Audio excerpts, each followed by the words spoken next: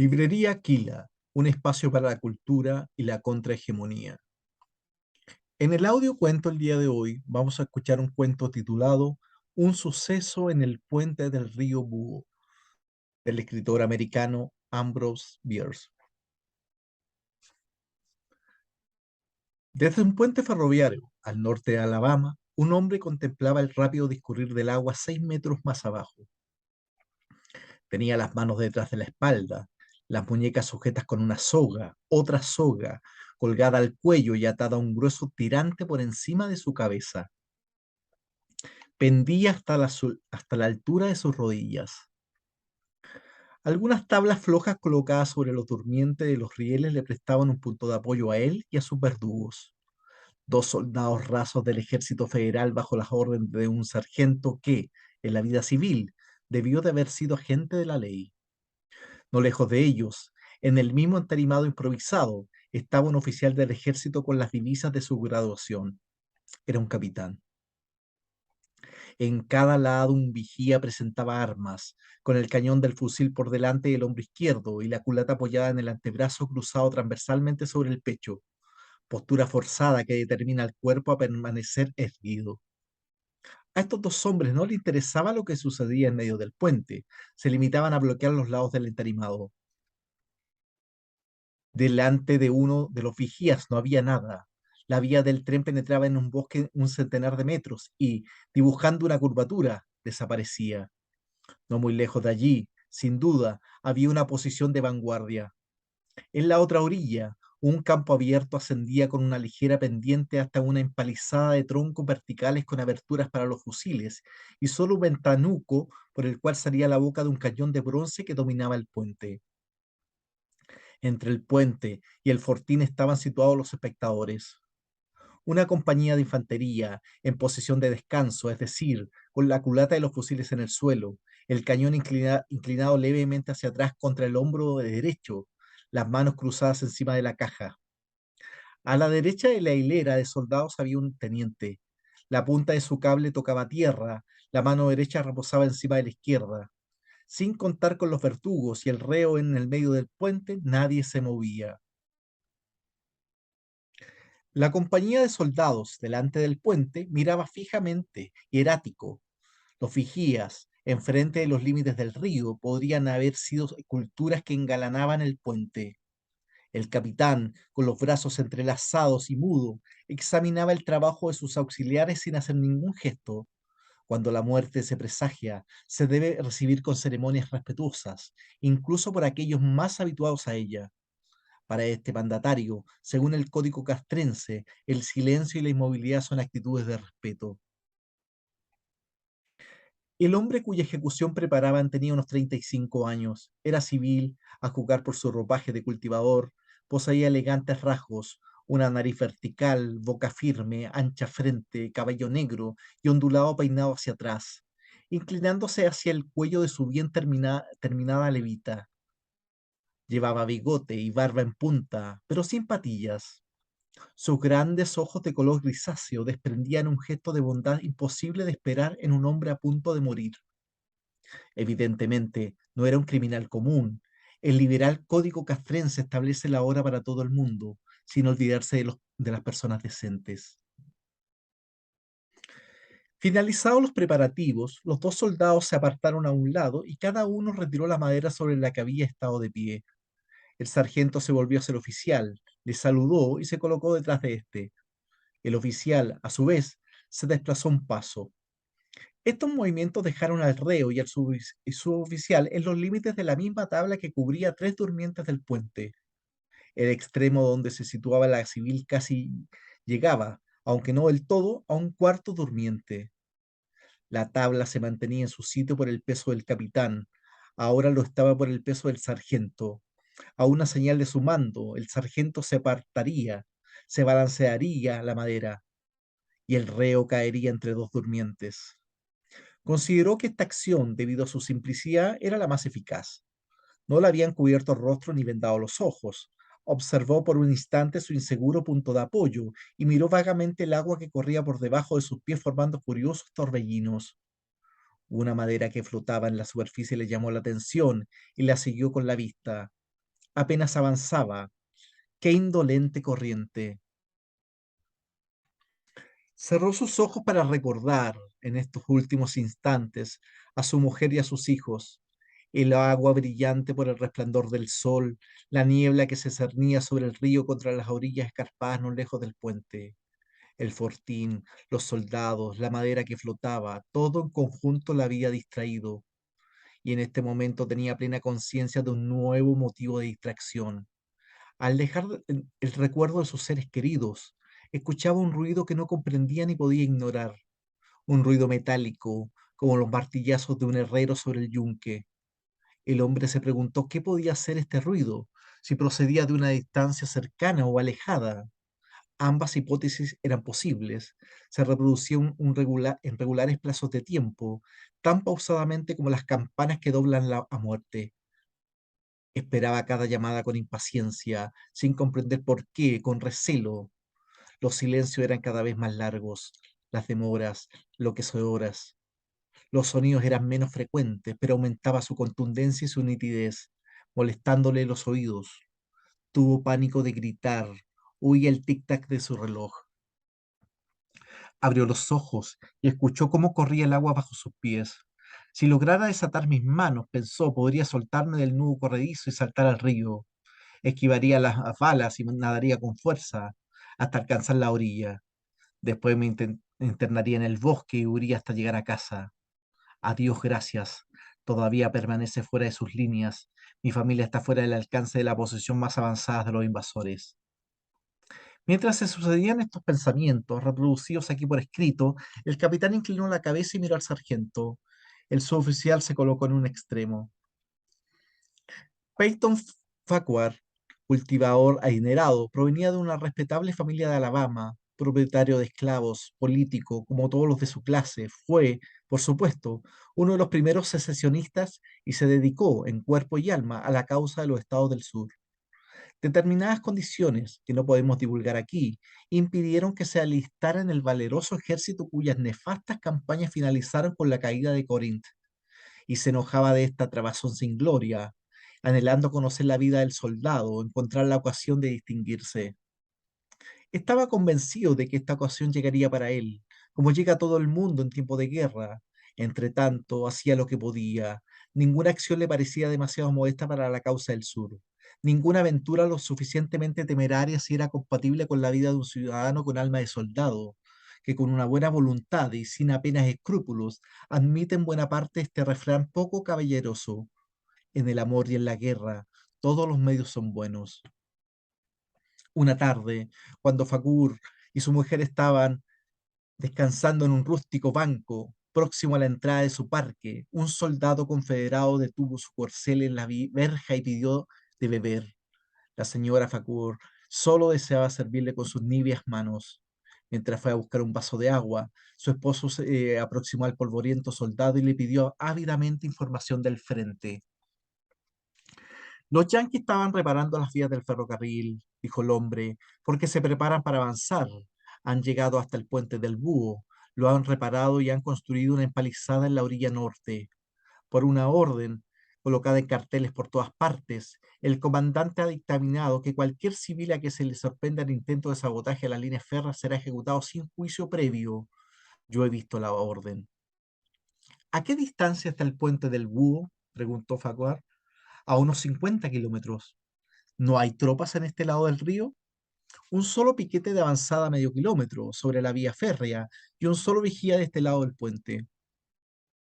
Suponiendo que un hombre, un ciudadano aficionado a la horca, pudiera despistar la avanzadilla y lograse engañar al vigía, dijo el plantador sonriendo. ¿Qué podría hacer? El militar pensó. Estuve allí hace un mes. La creciente de este invierno pasado acumulaba una enorme cantidad de troncos contra el muelle en esta parte del puente. En estos momentos los troncos están secos y arderían con mucha facilidad. En ese mismo instante, la mujer le acercó el vaso de agua. Bebió el soldado, le dio las gracias, saludó al marido y se alejó con su cabalgadura. Una hora después, ya de noche, volvió a pasar frente a la plantación en dirección al norte, de donde había venido. Aquella tarde había salido a reconocer el terreno. Era un soldado explorador del ejército federal. Al caerse el agua desde el puente, Peyton Farquhar perdió la conciencia, como si estuviera muerto. De este estado salió cuando sintió una dolorosa presión en la garganta, seguida de una sensación de ahogo. Dolores terribles, fulgurantes, cruzaban todo su cuerpo, de la cabeza a los pies. Parecía que corrían líneas concretas de su sistema nervioso y latían a un ritmo rápido. Tenía la sensación de que un enorme torrente de fuego le subía la temperatura insoportablemente. La cabeza le parecía a punto de explotar. Estas sensaciones le impedían cualquier tipo de raciocinio, solo podía sentir, y esto le producía un enorme dolor. Pero se daba cuenta de que podía moverse, se balanceaba como un péndulo de un lado para otro. Después, de un solo golpe, muy brusco, la luz que le rodeaba se alzó hasta el cielo. Hubo un chapoteo en el agua, un rugido aterrador en sus oídos y todo fue oscuridad y frío. Al recuperar la conciencia supo que la cuerda se había roto y él había caído al río. Ya no tenía la sensación de estrangulamiento, el nudo corredizo alrededor de su garganta, además de asfixiarle, le impedía que entrara agua en sus pulmones. Morir ahorcado en el fondo de un río. Esta idea le parecía absurda. Abrió los ojos en la oscuridad y le pareció ver una luz por encima de él, tan lejana, tan inalcanzable. Se hundía siempre, porque la luz desaparecía cada vez más hasta convertirse en un efímero resplandor. Después creció de intensidad y comprendió a su pesar que subía de nuevo a la superficie, porque se sentía muy cómodo. Ser ahogado y ahorcado, pensó, no está tan mal, pero no quiero que me fusilen. No, no habrán de fusilarme. Eso no sería justo. Aunque inconsciente del esfuerzo, el vivo dolor de las muñecas le comunicaba que trataba de deshacerse de la cuerda. Concentró su atención en esta lucha como si fuera un tranquilo espectador que podía observar las habilidades de un malabarista sin demostrar interés alguno por el resultado. Qué prodigioso esfuerzo, qué magnífica, sobrehumana energía. Ah, era una tentativa admirable. Bravo, se desató la cuerda, sus brazos se separaron y flotaron hasta la superficie. Pudo discernir sus manos a cada lado en la creciente luz. Con nuevo interés las vio agarrarse al nudo corredizo, quitaron salvajemente la cuerda, la lanzaron lejos con rabia y sus ondulaciones parecieron las de una culebra de agua. Ponerla de nuevo, creyó gritar estas palabras a sus manos, porque después de liberarse de la soga sintió el dolor más inhumano hasta entonces. El cuello le hacía sufrir increíblemente, la cabeza le ardía, el corazón, que apenas latía, estalló de inmediato como si fuera a salírsele por la boca. Una angustia incomprensible torturó y retorció todo su cuerpo, pero sus manos no le respondieron a la orden. Golpeaban el agua con energía, en rápidas abrazadas de arriba hacia abajo, y le sacaron a flote. Sintió emerger su cabeza, el resplandor del sol le cegó, su pecho se expandió con fuertes convulsiones, después un dolor espantoso y sus pulmones aspiraron una gran bocanada de oxígeno que al instante exhalaron en un grito. Ahora tenía plena conciencia de sus facultades, eran verdaderamente sobrenaturales y sutiles. La terrible perturbación de su organismo la había definido y despertado de tal manera que advertían cosas nunca percibidas hasta ahora. Sentía los movimientos del agua sobre su cara, escuchaba el ruido que hacían las diminutas olas al golpearle, miraba el bosque en una de las orillas y conocía cada árbol, cada hoja con todos sus nervios y con los insectos que alojaban. Langostas, moscas de brillante cuerpo, arañas grises que tendían su tela de ramita en ramita.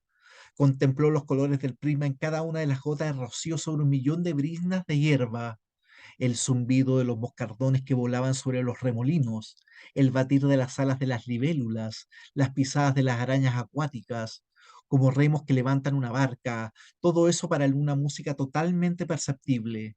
Un pez saltó ante su vista y escuchó el deslizar de su propio cuerpo que surcaba la corriente. Había emergido boca abajo en el puente. En un momento, el mundo parecía transcurrir con pasividad. Vio el puente, el fortín, vio a los vigías, al capitán, a los dos soldados rasos, sus verdugos, cuyas figuras se distinguían contra el cielo azul. Gritaban y gesticulaban, señalándole con el dedo. El oficial le apuntaba con su revólver, pero no disparaba. Los otros carecían de armamento. Sus movimientos a simple vista resultaban extravagantes y terribles, sus siluetas grandiosas. De pronto escuchó un fuerte estampido y un objeto sacudió fuertemente el agua en muy poca distancia de su cabeza, salpicando su cara. Escuchó un segundo estampido y observó que uno de los vigías tenía aún el fusil al hombro. De la boca del cañón ascendía una nube de color azul. El hombre del río vio cómo le preguntaba a través de la mirilla del fusil. Al mirar los ojos al vigía, se dio cuenta de su color grisáceo y recordó haber leído por todos los tiradores famosos tenían los ojos de ese color. Sin embargo, este falló el tiro.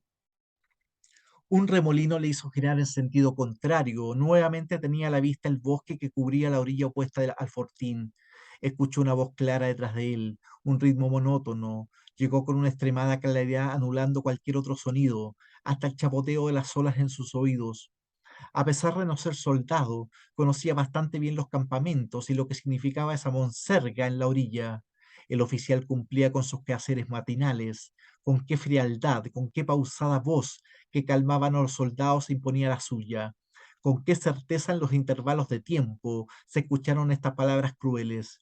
Atención, compañía, armas al hombro, listos, apunten, fuego.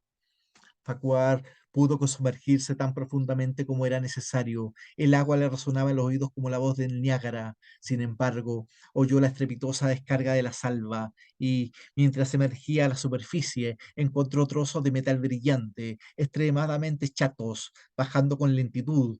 Algunos le alcanzaron la cara y las manos, después siguieron descendiendo. Uno se situó entre su cuello y la camisa, era de un color desagradable, y Farquhar lo sacó con energía.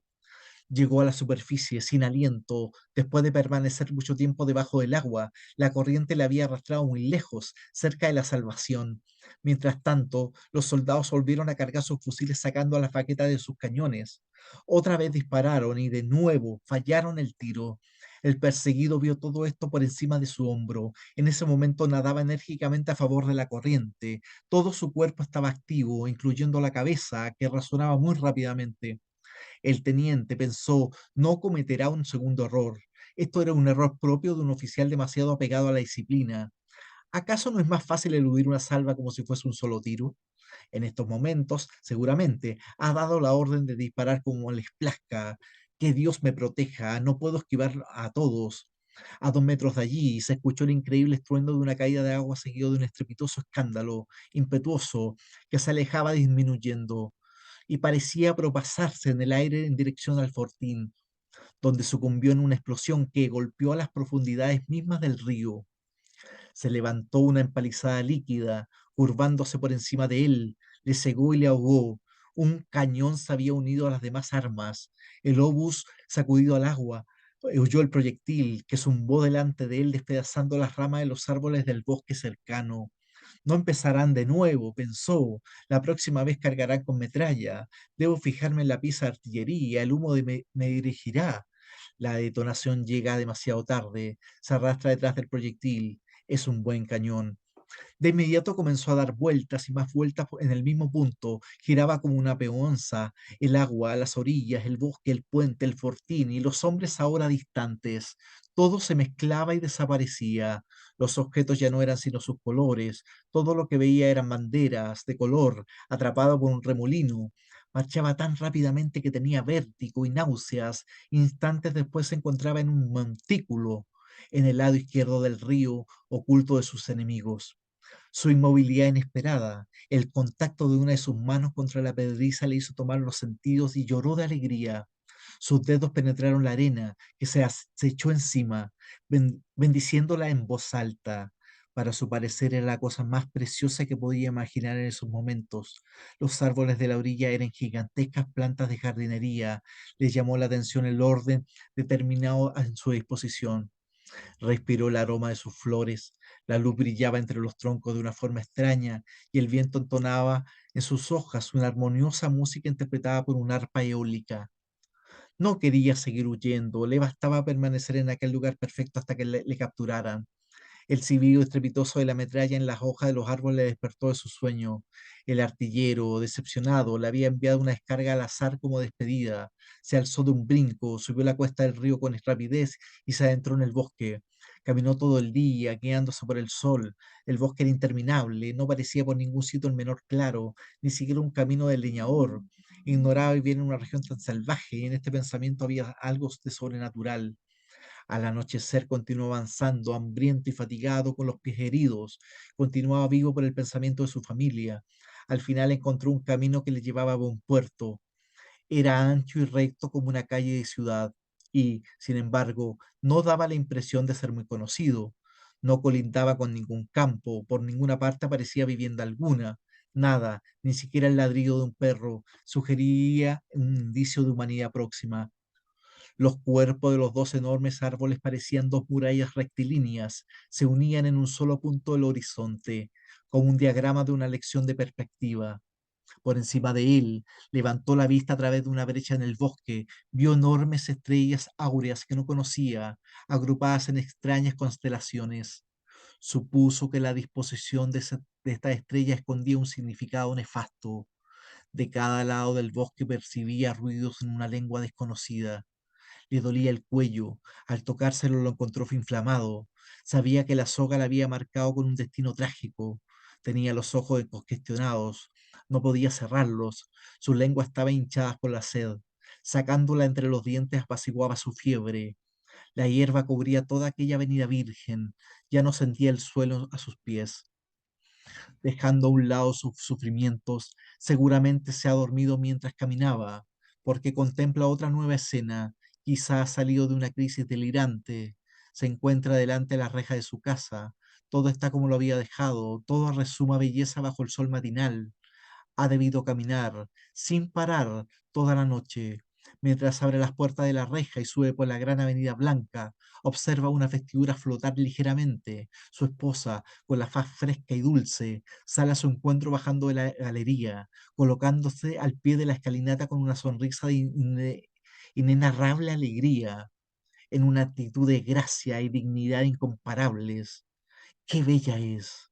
Se lanza para abrazarla. En el momento que se dispone a hacerlo, siente en su nuca un golpe que le atonta. Una luz blanca y enseguecedora clama a su alrededor con un estruendo parecido al del cañón. Y después absoluto silencio y absoluta oscuridad. Peyton Farquhar estaba muerto. Su cuerpo, con el cuello roto, se balanceaba de un lado a otro del puente del búho. Así finaliza este bello cuento titulado Un suceso en el puente del río Búho del escritor americano Ambrose Bierce.